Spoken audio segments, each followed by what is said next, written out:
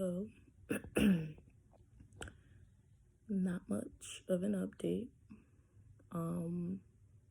I have reached out to a few places and I'm basically just waiting for them to contact me back to hopefully schedule an appointment and see someone and be seen and really start the process. But as of right now, I have heard nothing. And it's a little discouraging. Obviously I don't expect anything. Technically it had only just started. No. So let me just be clear. I started trying to seek out help. It's been like a few weeks now when I kind of started. The situation that happened over Christmas was something that was just another kind of push to try to get something going. So it's been a few weeks, which is why I'm kind of frustrated that I have yet to find someone to speak to. Because I just don't want it to turn into something that I brush under the rug because I'm able to fuck shit.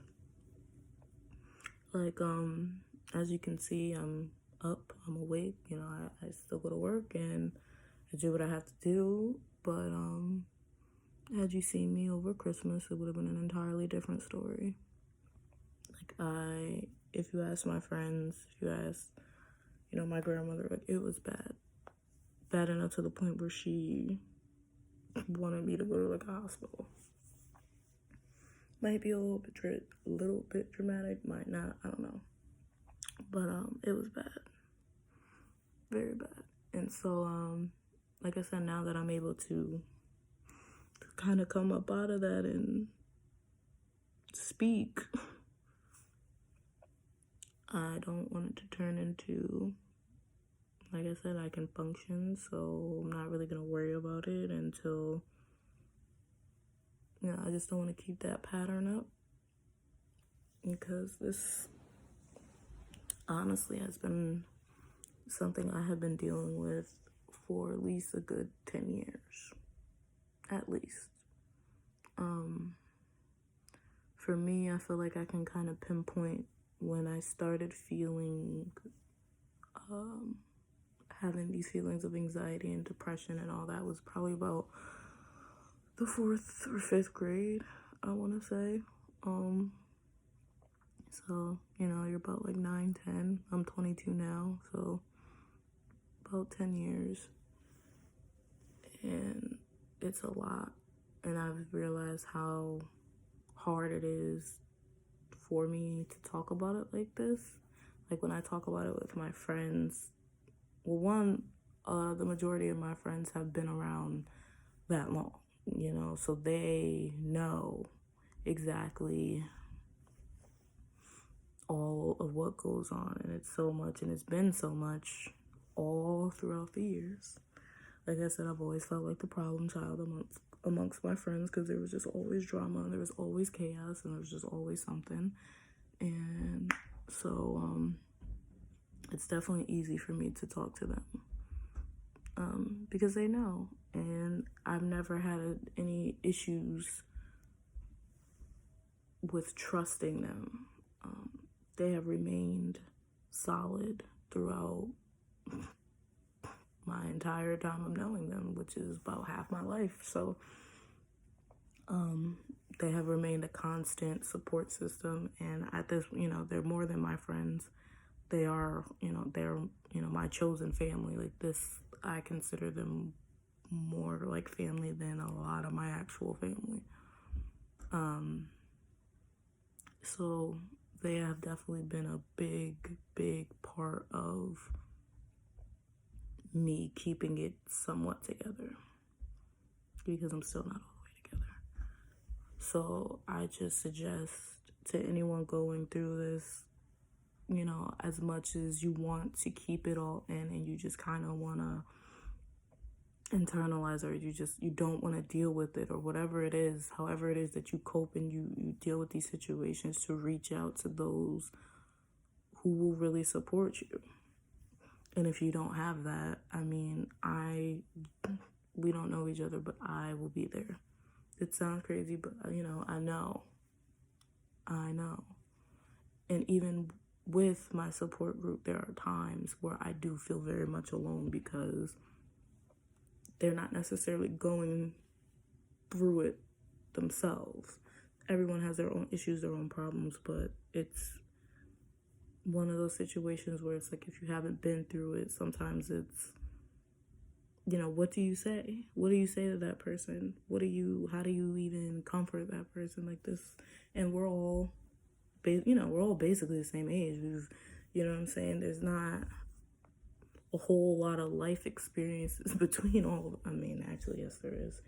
But, it's different than having, like, someone who's older in your circle that you can turn to for advice or things like that. Because, they've been around longer. So the idea is that they've been through more. They've had more time to reflect and understand certain things that we probably just don't understand and things like that. So it's like, but like I said, having a support system, having people there who genuinely care about your well-being and genuinely want you to be better and wants you to be okay, wants you to be happy and thrive. Those are the people that you need to lean on, and those are the people that you're honest, like you're gonna need. You're gonna need. And like I said, if you feel like you really because I'm lucky to have that. I understand that everyone does not. And if you don't, you can always reach out. Because, like I said, the process is frustrating. The process it's hard, It's very hard. But I'm going to do better at really talking about what exactly has brought me to this point, because I've kind of said what's happened, but not really. And I don't think you can kind of follow, but I don't think it'll really register. This is supposed to be raw. This is supposed to be unapologetic. This is supposed to just be unfiltered, exactly how I feel, exactly what I'm thinking. And I do feel myself holding back. I do.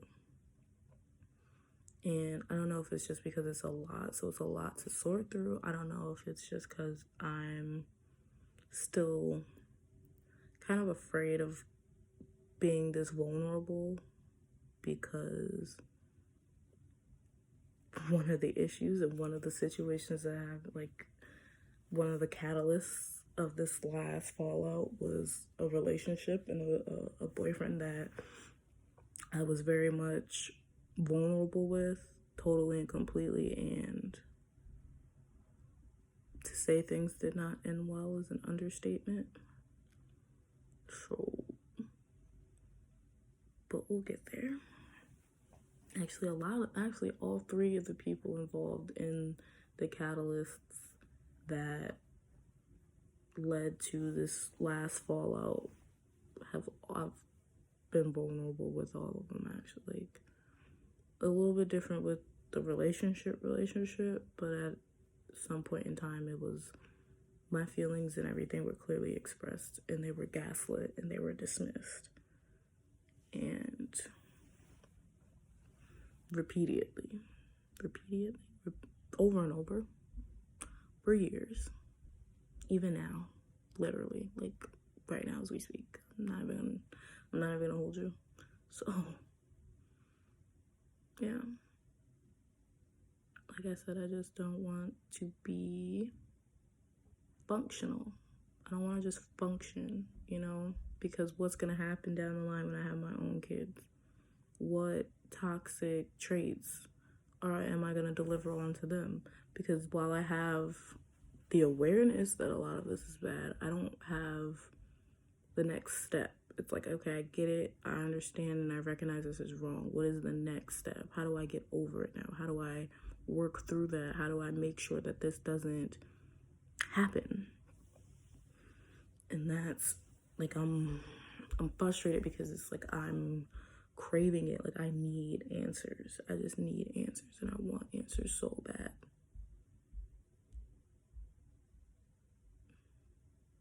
But like I said, I will go into detail about the 3 catalysts that brought me to this point right here. I don't know with whom I will start with. I don't know how long those videos will be. I don't know if they'll be in parts for some, because like I said, especially the things with my parents, you know, this is a long time. This is years of things. So it's sorting through all of that and talking about things I haven't probably thought about in years. It's a lot. So I want to just make sure, one, I say it clearly, and that I just really express exactly how I feel. But so that'll be coming next. I just don't know when. I'm trying to do these kind of like every day. So bear with me. But that is the plan, to at least do one a day, just to update, if anything. Because I feel like there will be some days where maybe there's nothing to tell, maybe there's nothing to talk about, who knows. But the main takeaway from this obviously was just having that support system, finding that support system. You know, think about the people in your life that have always been there for you, who have remained consistent, you know, because consistency, especially for me, is key.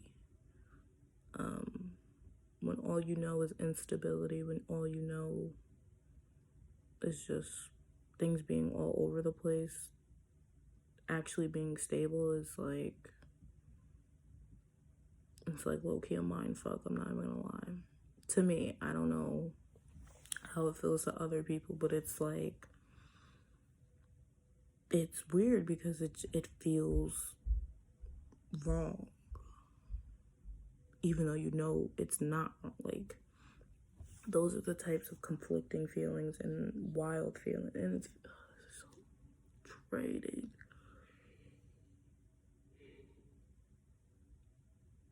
Like, how does that even sound? Like, you have chaotic, unstable things going on, and you know it's chaotic. But then when you get when you get some type of stability and it's not in its peace, I feel so off. I feel like I'm waiting for the other shoe to drop. I feel like I am just a ball of anxiety, because in my mind, this is not gonna last. This is not gonna last at all. So it's like, when is it, you know what I'm saying? Like, I feel like I have to always have my guard up. I feel like I always have to just be ready.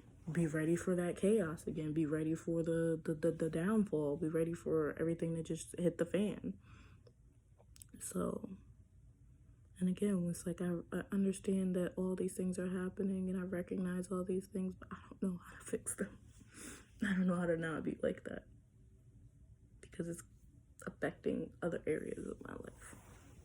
It's affecting my relationships. It's affecting my decision making. It's affecting a lot more than I realized, than just me having mommy issues or daddy issues or relationship or whatever it is. It's just an issue in general, because it's just wild. It's just a wild feeling. But yeah. So maybe maybe I'll have some better news tomorrow. By better news, I mean hearing back from one of these freaking doctors. But we shall see.